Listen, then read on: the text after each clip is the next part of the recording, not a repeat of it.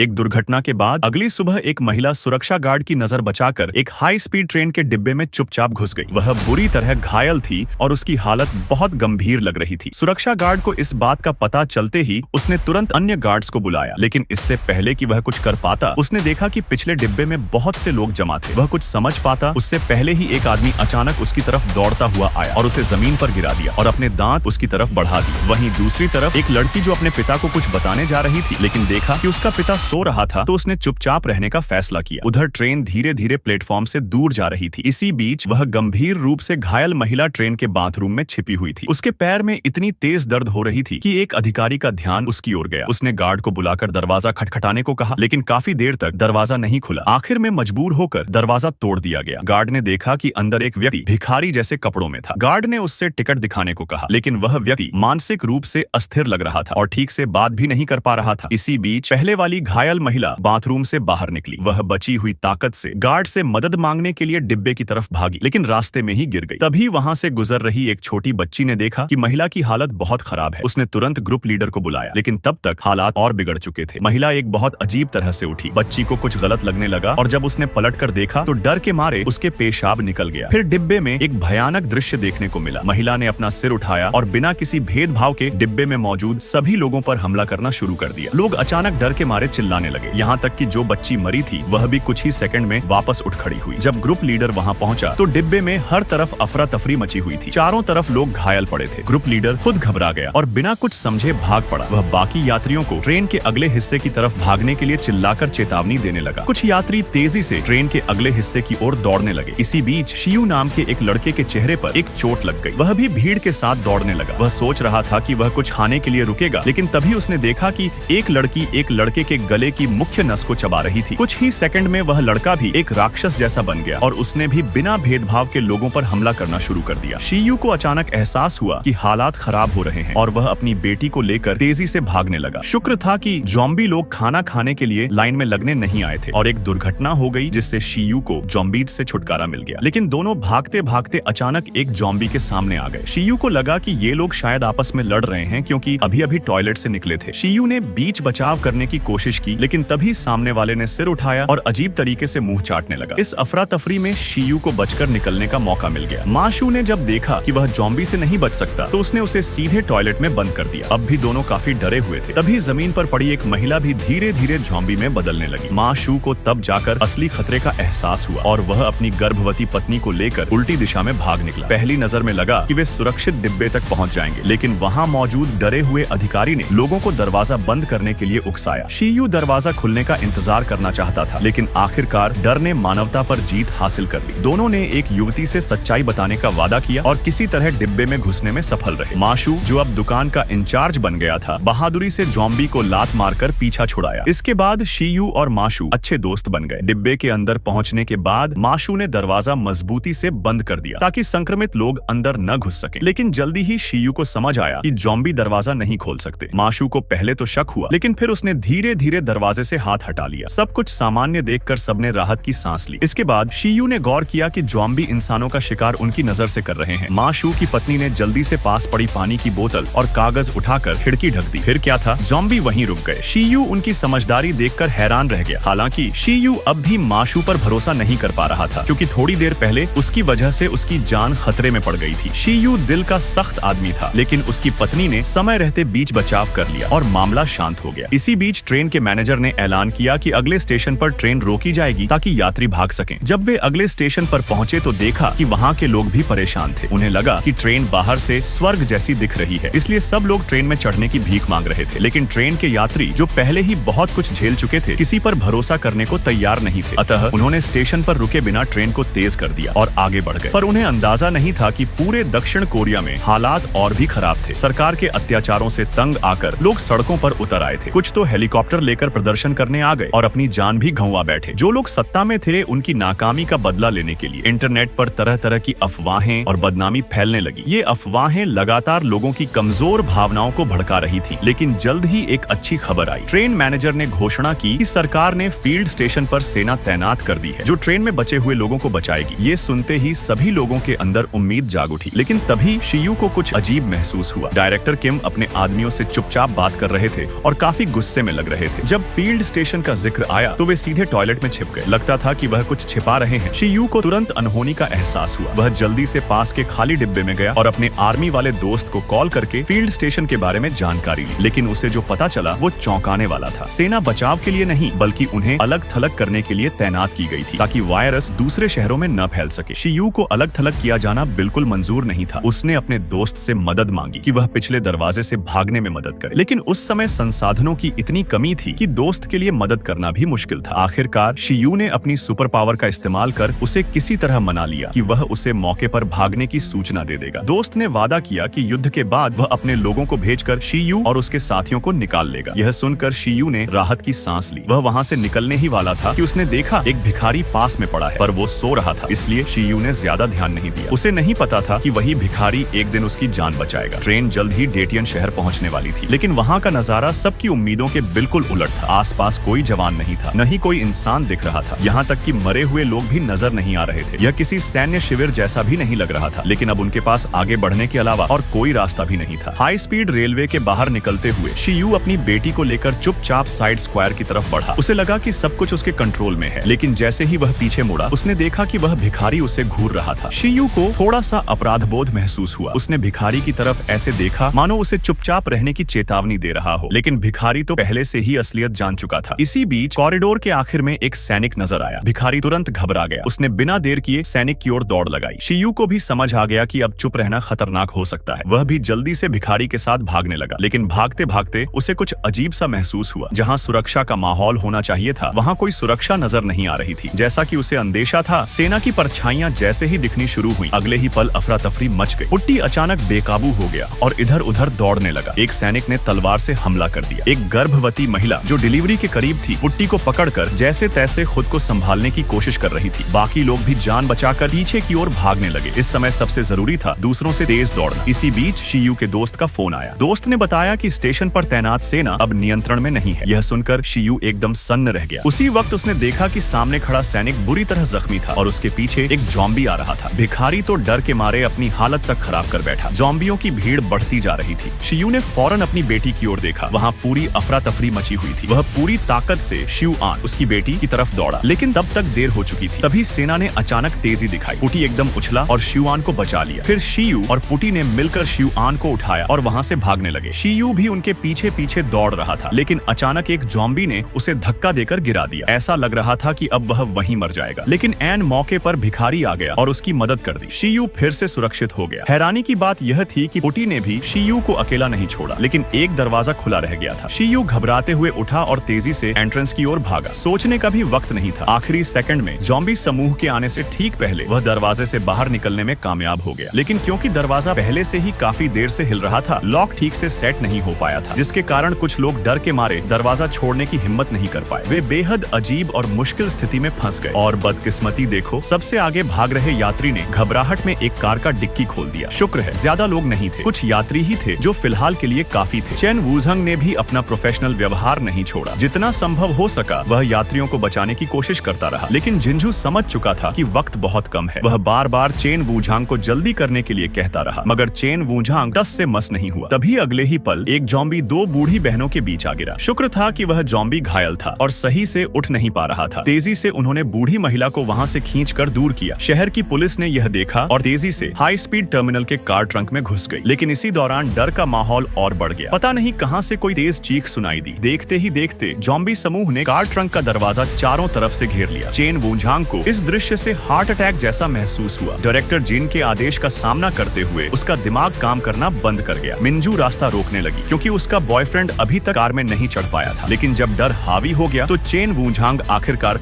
अपने प्रोफेशनल सिद्धांतों को छोड़ बैठा और गाड़ी चालू कर दी। इसके बाद चेन वूझांग को खुद पर गहरा अफसोस हुआ। बाकी लोग जैसे किसी बोझ से मुक्त हो गए थे। सिर्फ बूढ़ा डॉक्टर मायूस बैठा था। इसी समय अंकल माँ ने कई बार कोशिश करने के बाद आखिरकार दरवाजा लॉक कर दिया, लेकिन वह दरवाजा भी बहुत छोटा था। लेकिन इतनी छोटी सी जानकारी के साथ इतने सारे जॉम्बियों से लड़ना साफ तौर पर मुश्किल था। कुछ लोगों ने हालात बिगड़ते देखे तो जल्दी से भागने लगे। जैसे ही वे गेट से बाहर निकले, सबसे आगे दौड़ता छात्र जॉम्बियों के हमले में मारा गया। फिर दूसरा भी जमीन पर गिरा और जॉम्बियों ने उसे भी घेर लिया। घबराहट में श्याओबाई कुछ पल के लिए जड़ हो गया। समझ नहीं पाया कि अब क्या करें। शुक्र है शियू समय पर पहुंचा और उसे खींचकर बचा लिया। वे तेजी से हाई स्पीड रेल की ओर भागे। पीछे से माँ शू का शरीर भारी पड़ रहा था। शियू ने उसे खींचकर उठाने की कोशिश की, लेकिन माँ शू ने अचानक दिशा बदल ली ताकि गिरा हुआ एक ढाल उठा सके। फिर उसने जल्दी से शियू को चेतावनी दी, दाएं हाथ में डंडा पकड़ो, बाएं हाथ में ढाल पकड़ो। माँ शू तुरंत हानफू का कोई वीर योद्धा बन गया, ट्रेन में चढ़ गया और रास्ते के सारे ज़ॉम्बियों को साफ करता चला गया। और गाड़ी में चढ़ने वाले लोग बिना किसी नुकसान के बच गए। लेकिन शहर के 4 लोग उतने किस्मत वाले नहीं थे। जब वे माँ शू को बुलाने ही वाले थे, एक आवारा व्यक्ति ने रास्ता रोक लिया। ध्यान से देखने पर पता चला कि वे 2 टूटी हुई बोगियों के बीच फंस गए थे। अब बस वक्त की बात थी कि ज़ॉम्बी उन तक पहुंच जाए। शुक्र है बोगियों के बीच के जोड़ों में टॉयलेट मौजूद था। जल्दी से तीनों को लेकर वे वहीं छुप गए। हालांकि वे काफी सावधानी से छिपे, लेकिन फिर भी एक ज़ॉम्बी ने उन्हें देख लिया। आवाज सुनकर बाकी ज़ॉम्बी भी टॉयलेट के दरवाजे तक आ गए। वे बाहर नहीं निकल सकते थे, इसलिए माँ शू से मदद मांगने लगे। इसी दौरान फोन पर एक और आवाज आई, क्या वह हमारा सौगान है? 13 नंबर कमरे के टॉयलेट में है। यह सुनकर शियू का दिल दहल गया, क्योंकि वे अभी शहर के बीचों बीच थे और 9 नंबर कमरे तक जाना लगभग नामुमकिन था। लेकिन एक पिता के तौर पर उसे लड़ना ही था। माँ शू ने शियू की भावनाओं को समझ लिया और जल्दी से चेतावनी दी कि अगर हम भागकर भी वहां पहुंच जाएं, तो भी सबको बचाकर वापस आना संभव नहीं है। जब दोनों बिल्कुल बेबस हो गए थे, तभी दूसरी ओर से श्याओबाई ने अचानक कहा, मैंने अभी अपनी गर्लफ्रेंड से फोन पर बात की थी। उसने बताया कि सब लोग 15 नंबर डिब्बे में हैं। अगर हम किसी तरह 13 नंबर डिब्बे तक पहुंच जाएं, तो ट्रेन के आगे वाले हिस्से से खतरे से बाहर निकल सकते हैं। फिर उन्होंने पट्टियों से खुद को बांधकर तैयार करना शुरू कर दिया। उनका इरादा साफ था, भले ही शब्दों में न कह रहे हों। माँ शू और दोनों लोग भी अब पूरी तरह से तैयार हो गए।